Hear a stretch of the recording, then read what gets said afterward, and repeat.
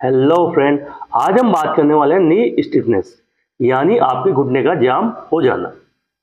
अब यहाँ पर आपके घुटने के जाम होना यानी नी स्टिफनेस के कौन कौन से कारण है। उसके अलावा फ्रेंड यहाँ पर हम बात करेंगे कि नी स्टिफनेस होने पर आप अपने घुटने को किस तरह से मोड़ सकते हैं। अगर आपका घुटना नहीं मुड़ पा रहा है बिल्कुल, जैसे कि मान लो आप 3 मंथ 4 मंथ 6 मंथ का आप एक्सरसाइज कर चुके, उसके बाद में अगर आपका घुटना बेंड नहीं हो पा रहा, तो वहां पर आपको कौन से प्रोसीजर का यूज करना चाहिए जिससे आपका नी बेंडिंग हो जाए। फ्रेंड, बात करते हैं नी स्टिफनेस के कोजेज यानी कारण, किस वजह से आपका नी जाम हुआ है यानी घुटना आपका जाम हुआ है। फ्रेंड, सबसे पहले बात करें जैसे आप घुटने में किसी प्रकार की चोट लग जाना,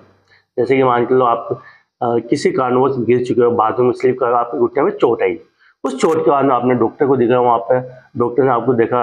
और आपके एक्सरे कराने के बाद वहाँ पर कोई फ्रैक्चर वगैरह तो नहीं है, लेकिन वहाँ पर आपको 7 से 10 दिन का बेड रेस्ट करा दिया गया। अब यहाँ पर जैसे कि नी को आपको बिल्कुल सीधा रखना था, उसी वजह से यहाँ पर आपका घुटना जाम हो गया, क्योंकि वो फ्रेंड वहाँ पर क्या इन्फ्लामेशन बन जाती है यानी स्वेलिंग बन जाती है। अब स्वेलिंग में जैसे मान लो 2 दिन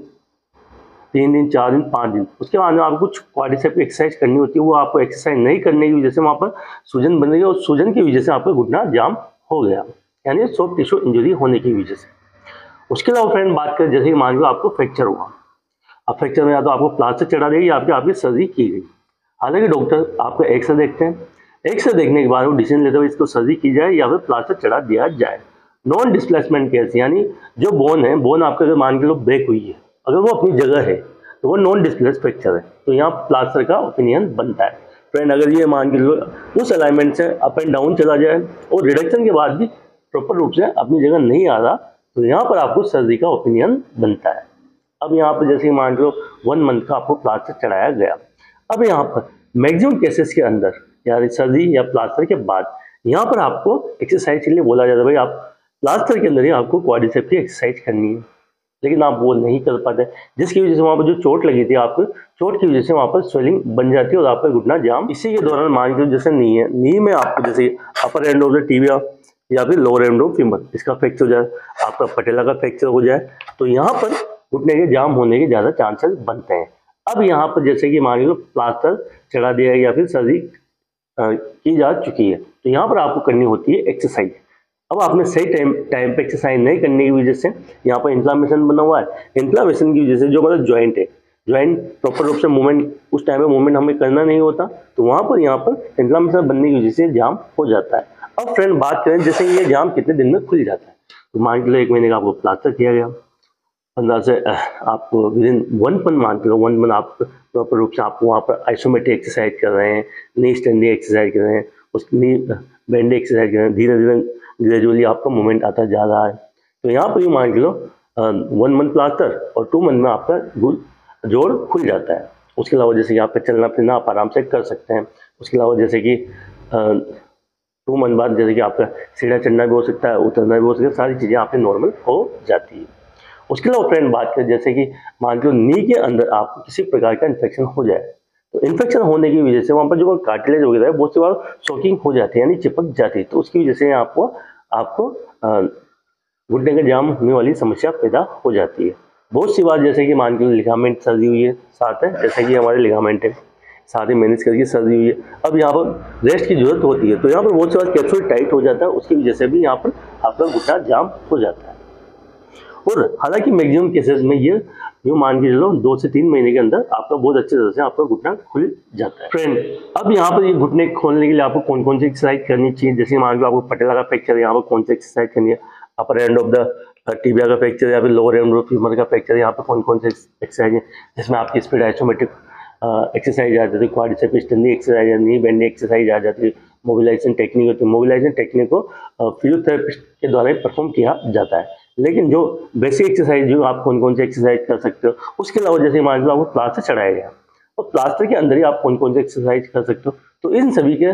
लिंक मिलेंगे आपको डिस्क्रिप्शन बॉक्स में, जहाँ से उन्हें आप देखें और आराम से करना स्टार्ट कर सकते हैं। उससे पहले फ्रेंड एक बार आपने डॉक्टर का सजेशन जरूर ले लीजिए कि सर मेरे को इस तरह का फ्रैक्चर है, मुझे ये एक्सरसाइज कर सकता हूँ, क्योंकि बहुत सी बार जैसे कि मान के लो पटेला का आपको फ्रैक्चर हुआ, अब पटेले में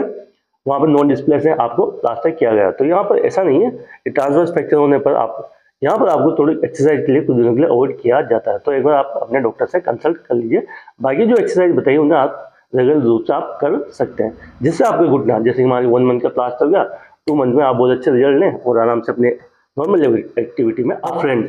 यहाँ पर ये सवाल बनता है कि मेरा घुटना कितने दिन में मुड़ जाएगा। तो फ्रेंड, आप ये मान के 2 से 3 महीने के अंदर आपका घुटना आराम से पहले जैसा हो जाएगा, लेकिन यहाँ पर कुछ कंडीशन है। मैक्सिमम केसेस के अंदर घुटना आराम से खुल जाता है, चाहे मेनिस्कस इंजरी, चाहे लिगामेंट इंजरी, चाहे सॉफ्ट टिश्यू इंजरी हो। कुछ दिन की एक्सरसाइज में आपका घुटना खुल जाएगा। लेकिन मान के चलो किसी को, जैसे कि मान के लो थाई का यहाँ पर फ्रैक्चर हुआ, यानी हमारी थाई बोन में लोअर एंड फीमर यहाँ पर फ्रैक्चर हुआ, ठीक है। अब फ्रैक्चर के बाद में आप सर्जरी की जा चुकी है। सर्जरी के बाद बहुत सी बार क्या होता है, जब हमारी बोन जुड़ती है तो वहाँ पर कैलस फॉर्मेशन बन जाता है। अब ये क्या करता है, जैसे ये हमारी मसल्स है और बोन, यहाँ पर कैलस फॉर्मेशन बनने की वजह से आपस में इसको चिपका देता है, यानी बोन और हमारी जो मांसपेशियां होती है दोनों आपस में चिपक जाती है। उसके बाद अगर ये चिपक गई तो इस तरह से अपन मूवमेंट करना चाहे तो मूवमेंट पॉसिबल नहीं हो पाता। तो ये आप कब आपको पता चल जाता है कि आपको 2 मंथ हो चुका है, कि एक रेंज में जाने के, इस रेंज में जाने के बाद में फिर तो आपको कितना एफर्ट लगा रहे हो, आपके फिजियोथेरेपिस्ट एफर्ट लगा रहे हैं, उसके बाद में नहीं जा रहा, तो यहाँ पर ये समझिए यहाँ पर आपको कैलस फॉर्मेशन हो चुका है। अब इस कैलस फॉर्मेशन को आप कैसे दूर करेंगे, तो यहाँ पर आपको ऑर्थोस्कोपिक सर्जन की जरूरत होगी, जो कि क्या होता है, 2 छेद करते हैं और दूरबीन की सहायता से, जैसे मान लीजिए यहाँ पर कैलस फॉर्मेशन हुआ तो इस कैलस फॉर्मेशन को हटा देते हैं, जिससे आपकी बोन सेपरेट हो जाएगी और मसल सेपरेट हो जाएगी। उसके बाद में देना आपको फिजियोथेरेपी का सहारा लेना है और फिर से आप फिजियोथेरेपी का सहारा लेते हुए आप फिर से अपनी नॉर्मल एक्टिविटी में आ जाएंगे। अब ये केस आप कब तक करा सकते हो फ्रेंड, मान के लो अगर आपको 6 मंथ हो चुके हैं, 6 मंथ भी आपका मूवमेंट नहीं आ रहा, तो इस केस से बंदे या फिर 5th मंथ हो चुके हैं, उसके बाद केस नहीं बन पा रहा या फिर उससे बिफोर भी, तो इस कंडीशन के अंदर आप ये सर्जरी करा सकते हैं। उसके बाद देन आप फिजियोथेरेपी लें और फिर से आपकी नॉर्मल एक्टिविटी में आ जाएंगे। यह था हमारा घुटने के जाम होने के कारण, नी स्टिफनेस के कारण यहाँ पर कौन सी एक्सरसाइज करनी चाहिए, उसके लिंक है आपके डिस्क्रिप्शन बॉक्स में। उसके अलावा अगर आपका घुटना जाम है और फिर भी नहीं खुल पा रहा, तो यहाँ पर कौन सा प्रोसीजर का यूज किया जाता है, जिसे आप आराम से अपने फिर से नॉर्मल एक्टिविटी में आ जाए। वीडियो अच्छी लगे do thumbs up. Thank you so much. जय हिंद, जय भारत।